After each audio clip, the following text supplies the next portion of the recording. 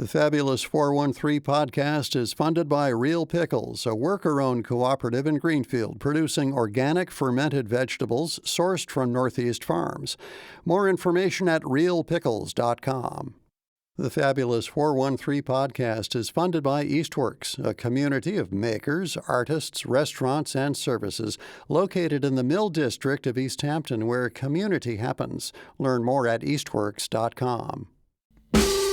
We are once again on the outskirts of the 413, but still part of the greater Franklin County community at the Wendell Meeting House in an aforementioned Wendell. Number 2 of our 4 978 towns. Yes, we did Orange a couple weeks ago, and now we're here in Wendell. Court Dorsey. I am the president of the Wendell Meeting House and the playwright director of Swamped. And the Wendell Meeting House, for all intents and purposes, is a playhouse right now, and Swamped is part of what we're here to talk about, the play that you helped create with some of the actors that you're here with. But we also want to hear a little history of the Meeting House, and you're another board member of the Meeting House. What's your name? My name is Joe Lauer. What, do you have an official title? No, just a board member. Okay. You don't get to be Mr. President like Court over here? Executive assistant to the president. There we go. I like that. And we're with 2 of the actors from Swamp. What's your name? My name's Heather Willie, resident here of Wendell. Nice. Yep. And Izzy Miller.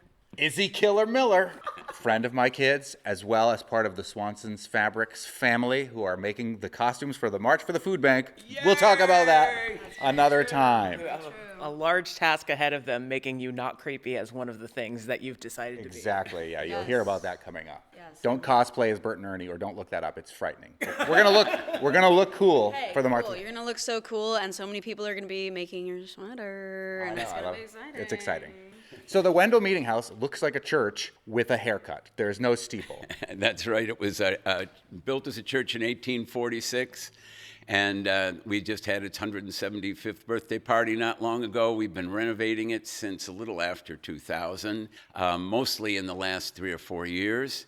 And we've taken out some pillars, and we've opened it up so that it can be one big open space. It's all insulated, and we have a Holbrook bell, which was made by Holbrook, who is Paul Revere's protege, possibly in his foundry.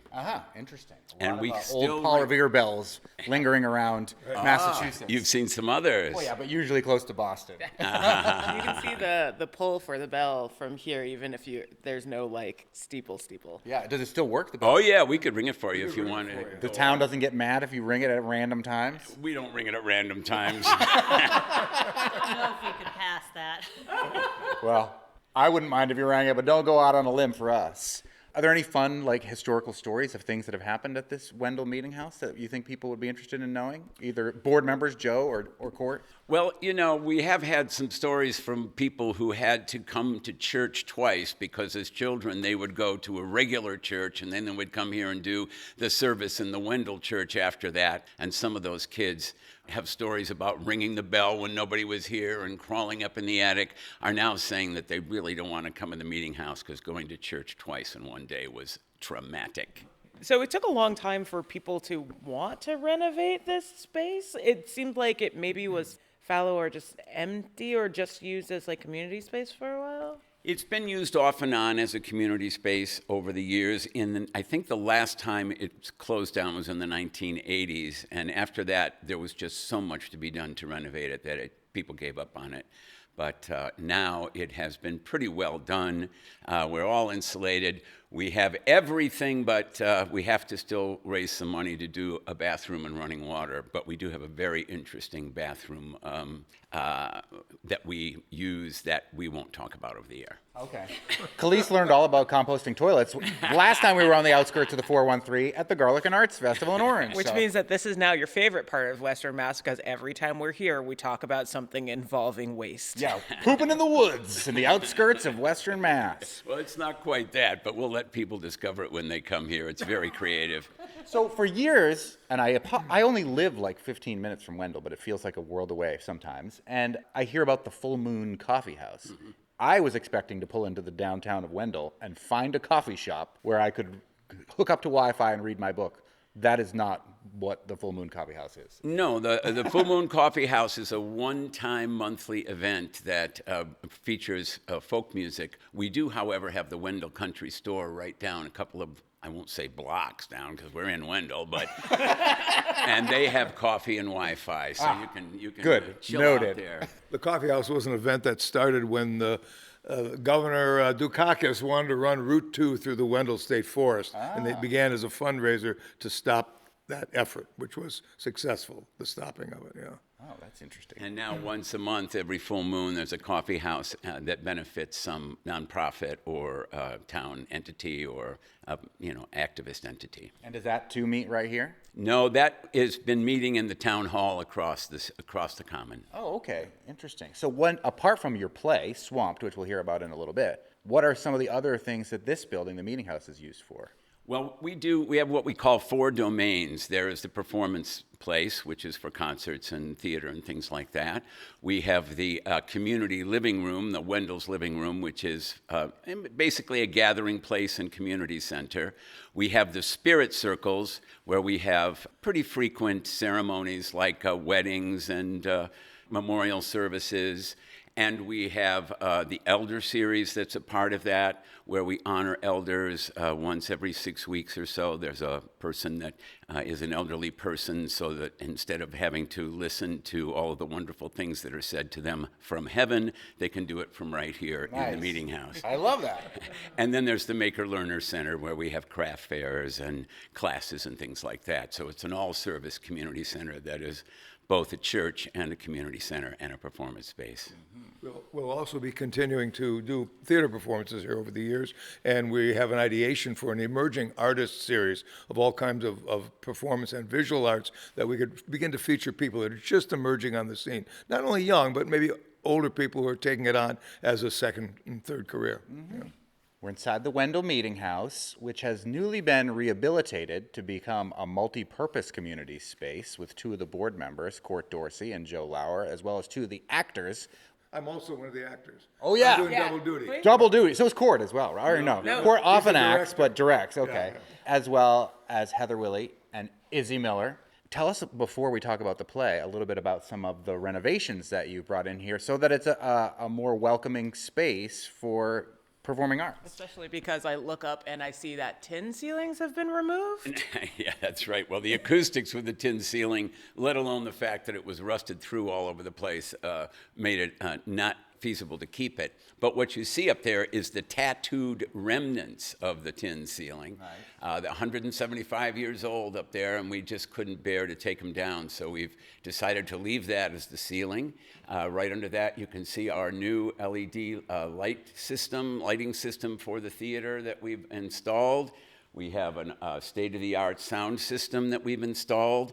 Over in this corner here, you'll see a late 1800s coal-burning stove that has been converted to gas, which is our backup heating system, and another heating system up at the top there, which is a blower heater, which was donated by the town of Montague, bless them, to the Wendell Meeting House, which we use to heat the place up fast and then turn off because it's noisy. Oh, yeah. Yes. I've seen heating systems like that for Oh, sure. I've worked in buildings that had them as their primary units. It's just so noisy. Yes.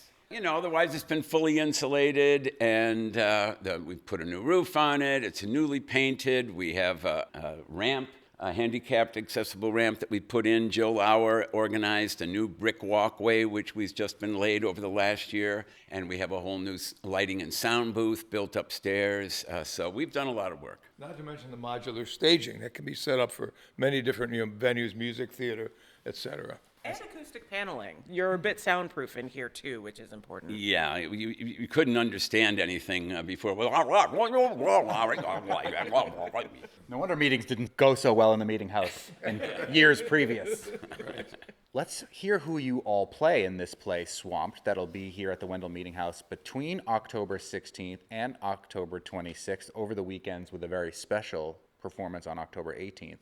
And then instead of just telling us what it's about, you can show us, because I guess we're going to do a little scene, right? Yeah, we have a couple of scenes we can play for you, and so we'll get to that when you're ready. All right. Who do you play, Izzy?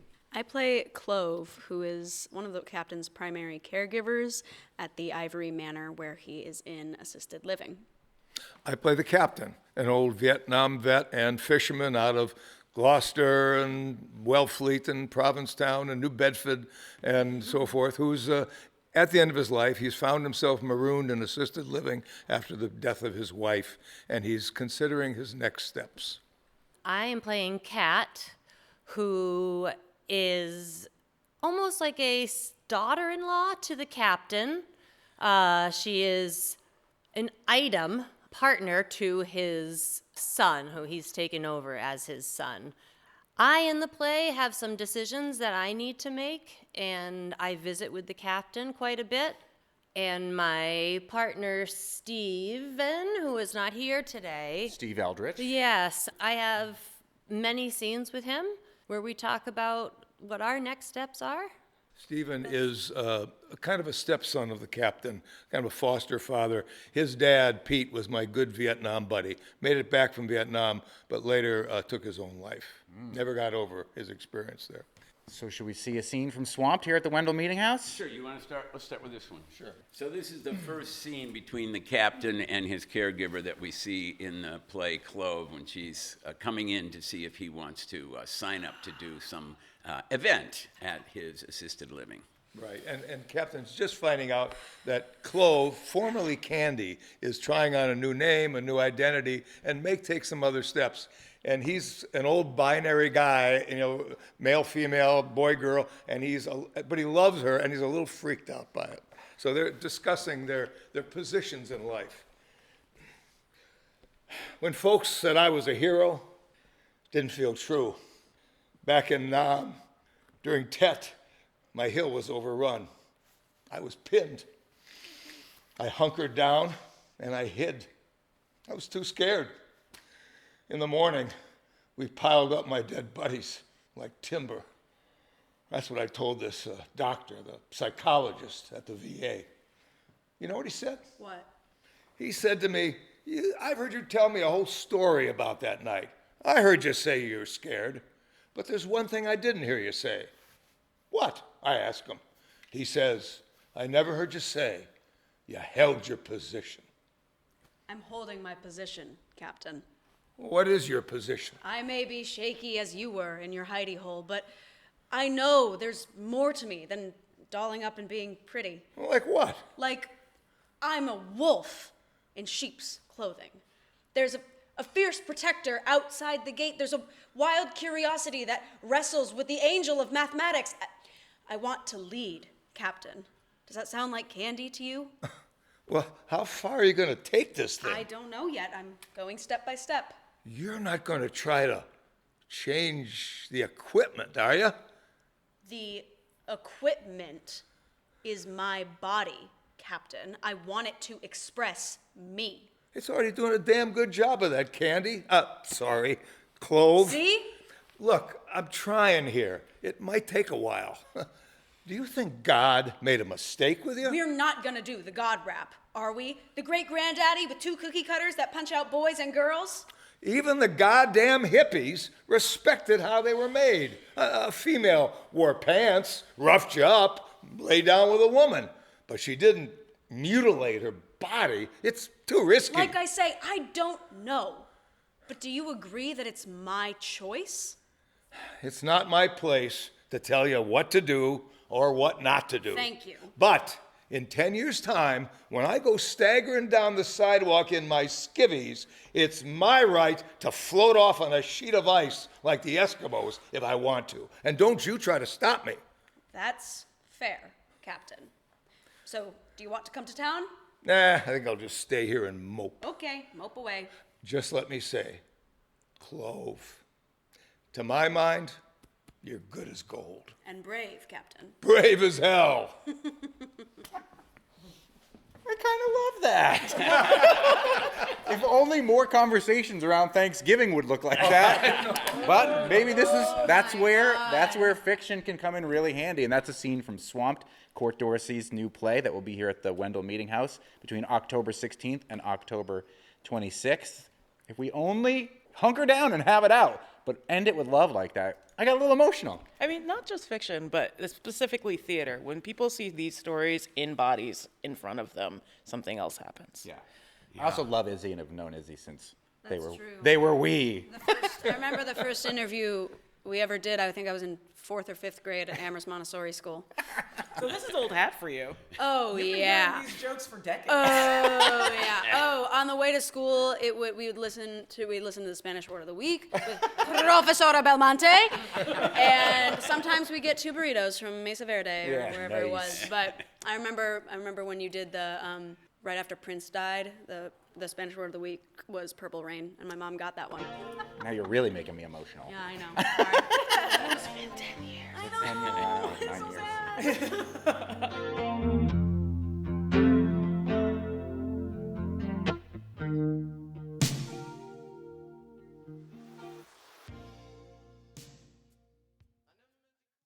The Fabulous 413 podcast is funded by the UMass 5 College Credit Union, dedicated to creating access to financial well-being for local people, businesses, and communities.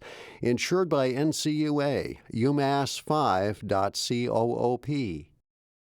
The Fabulous 413 podcast is funded by the UMass Amherst School of Public Policy, offering in-person and online graduate programs in public policy and data analytics.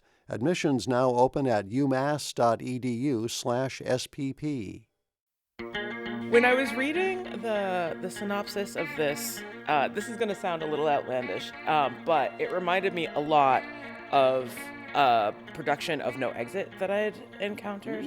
Is that intentional, or is that just a thing that happened with you writing it? Yeah, I mean, I love No Exit as a play.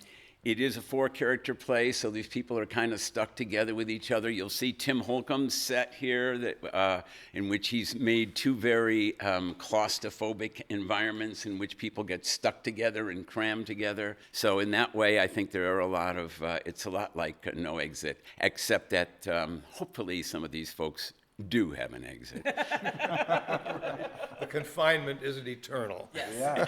And no trash cans. Did you say there was another scene? Yes, this is one between Izzy's character, Clove, and Heather's character, Kat. She is coming to visit the captain and give him pretty much of a hard time, probably, she usually does. And but they are meeting up in the atrium outside his place and having a little conversation before she heads out to Provincetown. How is it for you in this backwater? I grew up here. I'm used to it. You ever feel like you need room to grow, space to spread out, I can be myself here as well as anywhere. or as little as anywhere? I just ask because, I need a wider canvas. Some colors that don't exist around here. The captain mentioned you might be leaving.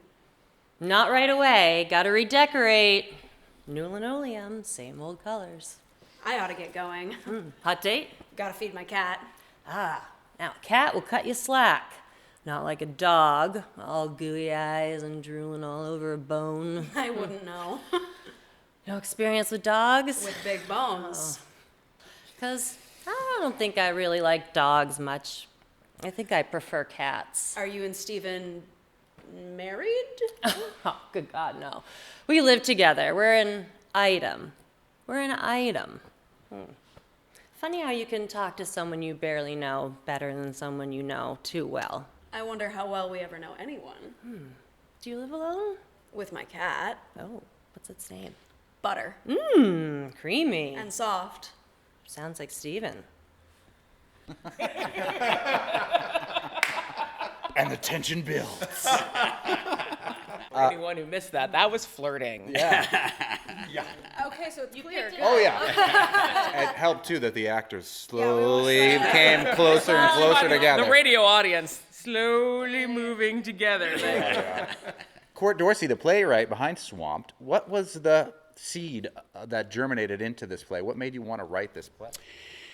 I think right now this country is so divided, and I think our divisions are about to kill us. And here in the Happy Valley, at least our end of it, there doesn't seem to be as much division because there aren't that many people. Well, there are many people probably who don't see things the way the majority of folks do, but the problem is we have to learn to reach across to each other. We can't get ghettoed in our left, right, blue state, red state mindsets, or we're done for. And I appreciate some things about the captain's point of view. I don't share his point of view, but I share his big heart and I share his well-meaning for all of us. And I'm hoping that this play will not only challenge us to remember to reach out, but also to understand that while we're taking strong stands, we have to stay open-hearted if we're going to go beyond just finding fault with the other side, whatever side we're on. Small casted plays end up being very intense, not just on the page, but definitely on stage, like, and between cast members. How has that been for the actors who are a part of this new work? Heather? I live with my partner and 2 kids, ages almost 13 and 14. So on a daily basis, I am challenged to collaborate in tight spaces with things being thrown at me, emotions mostly. But, you know, lots of responsibilities, but emotions mainly being really at the heart of what I like to maintain in our house, would like to maintain. So here on stage, although we're in tight spaces and things are getting thrown around that we don't necessarily own but are expressing, similarly, I just want to consider the emotional aspect of it and why we're here and what we're trying to accomplish. And hopefully that, I feel like it's been lovely. I don't feel like there's been any wild animosity, unscripted. No. Oh, no, not among the cast, not among the cast at all. We get along well, and I think we're forging bonds of genuine friendship, you know, which happens sometimes when you're dealing with these emotional characters and emotional issues. It's a more difficult time really at home because my wife says, "Oh, you're too much like the captain." I mean, politically, I'm very radical, very lefty, and so forth. But I'm captain adjacent. I am a little bit curmudgeon-y, and I don't have any time for BS. And hopefully, I'm a genuine person, which the captain is at his core. But the captain is very much like my dad, my passed away father-in-law, my uncle, and a few other guys just a little older than me who went to Vietnam and came back with very different attitudes. I was more out on the streets with the signs and helping buddies get to Canada back in the day. So. Yeah, I got a couple captains in my family as Yeah. well. What about you, Izzy? This is probably the hardest play I've ever worked on. And it's not, there's no, conflicts within the cast or anything. We all get along great. But for me, this character, this has been a wild, wild ride. And it's been different than other plays because this is new. It's completely new. It was, when did you write this? Well, I wrote it in 2021, but it was COVID, it got shelved, it was hard to cast. Yeah. It's hard to cast Clove. Yeah. And you had a lot of courage to take it on, I think. Well, it is hard. It is hard. And I'm glad I took it, and I'm happy with the work, and I'm having a good time.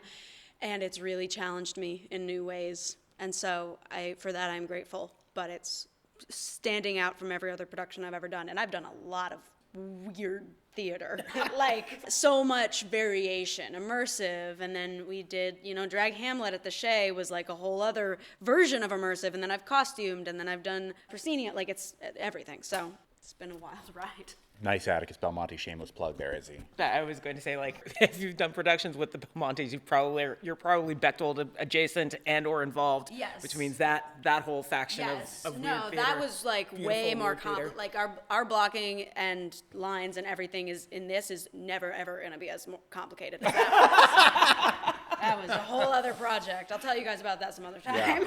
But a along those lines, Kurt, how does this production of Swamped compare to some of the other theatrical productions that have happened here at the Wendell Meeting House?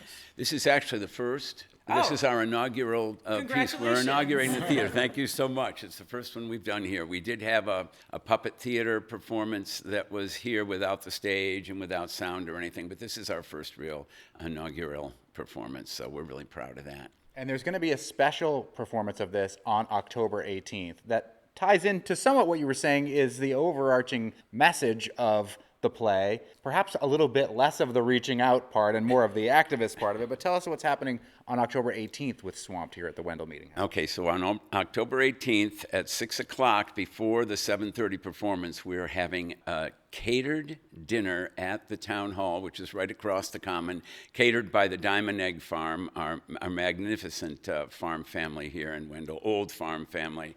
They're going to have meat and vegetarian options.